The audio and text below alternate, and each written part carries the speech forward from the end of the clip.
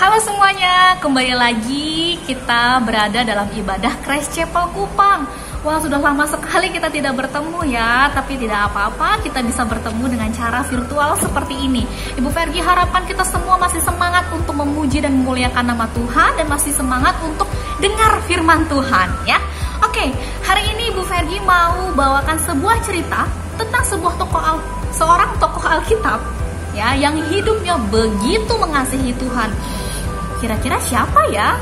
Oke, hari ini di ibadah kali ini Ibu Vergi kasih judul untuk perenungan hari ini adalah We Pray for Forgiveness. Kita berdoa untuk mengampuni orang. Nah, kira-kira siapa ya tokoh yang akan Ibu Vergi sampaikan kepada kalian? Sebelumnya kita satu dalam doa dulu ya. Mari kita berdoa.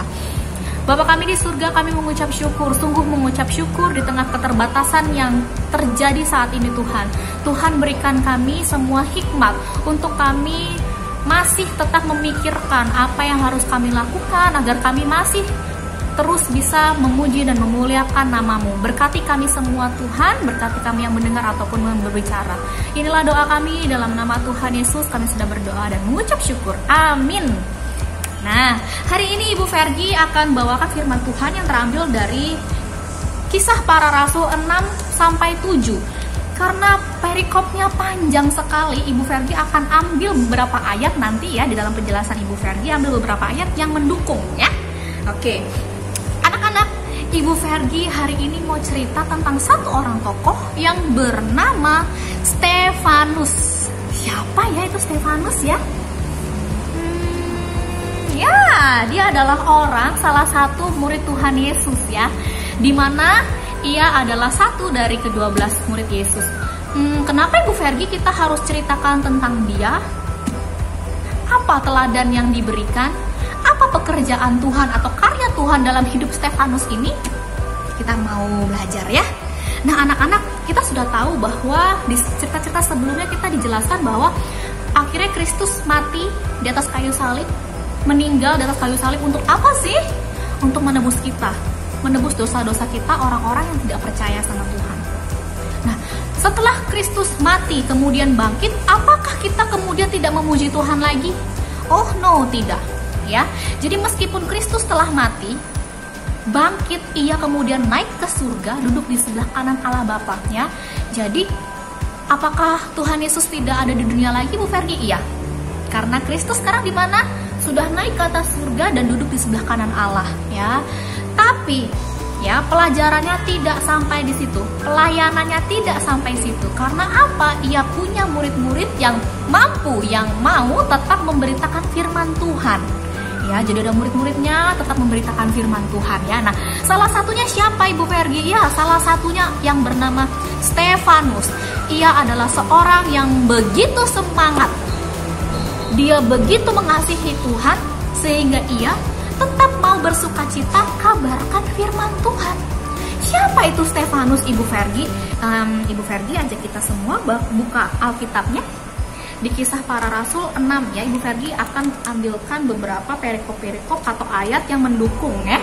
Jadi siapakah Stefanus itu? Nah, anak-anak bisa sambil lihat Alkitabnya. Dalam Kisah Para Rasul 6 ayatnya yang kelima, Kisah Para Rasul 6 ayatnya yang kelima.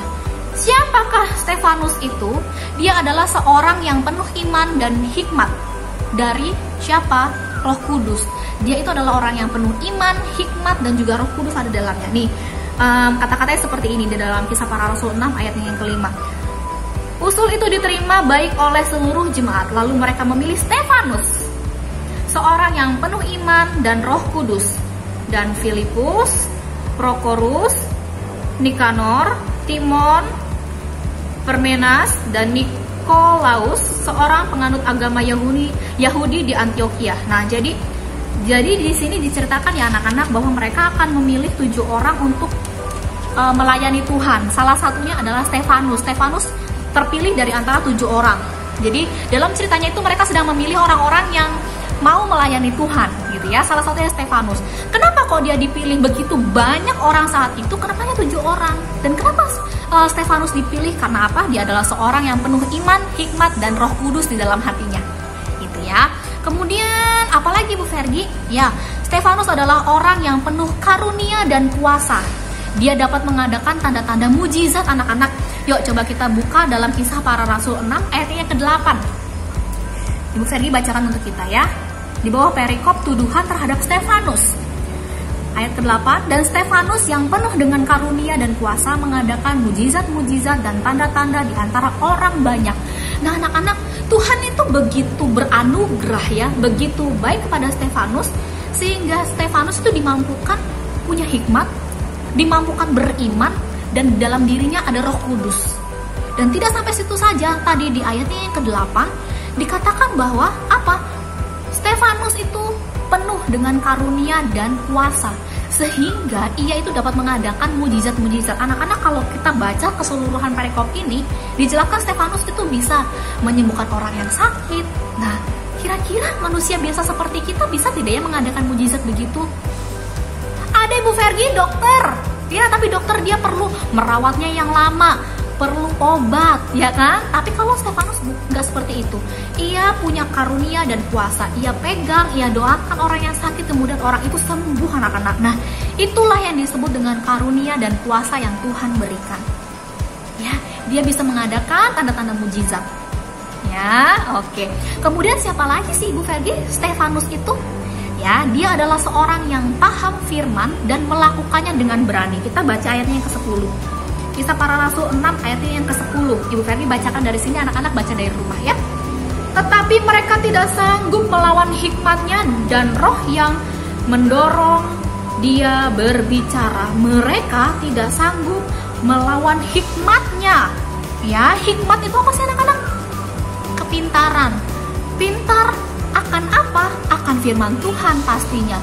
Dan di sini mereka bilang begini, mereka tidak sanggup melawan hikmatnya, tidak berani melawan hikmat, tidak berani melawan. Jadi orang-orang pada zaman Yahudi waktu itu, mereka tidak berani melawan Stefanus. Kenapa? Karena ia paham sekali dan juga berani dengan firman. Oke, Bu Ferdi akan cerita berdasarkan gambar ya. Kita simak gambarnya. Gambar yang pertama, ini tentang Stefanus ya sayang ya.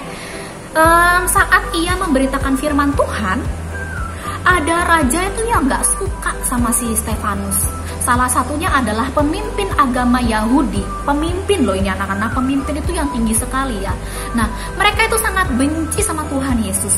Jadi, pemimpin agama Yahudi dan orang-orang Yahudi pada waktu itu tuh sangat benci sama Tuhan Yesus. Sehingga saat si Stefanus ini mau memberitakan firman Tuhan, mereka suka tidak? Enggak, mereka enggak happy anak-anak. Jadi mereka kesal sekali, nggak suka. Kemudian Stefanus tapi dipakai oleh Roh Kudus sehingga ia apa? Berani. Dikatakan bahwa Stefanus itu adalah orang yang paham firman dan juga berani. Ya, walaupun orang-orang tidak suka sama dia, tapi dia tetap berani. Ya, Stefanus dipakai Roh Kudus, berani beritakan tentang kebenaran firman Tuhan agar orang tidak hidup dalam dosa lagi. Jadi Stefanus ini memberitakan firman, ayo jangan hidup dalam dosa. Tapi ada yang benci sama Tuhan.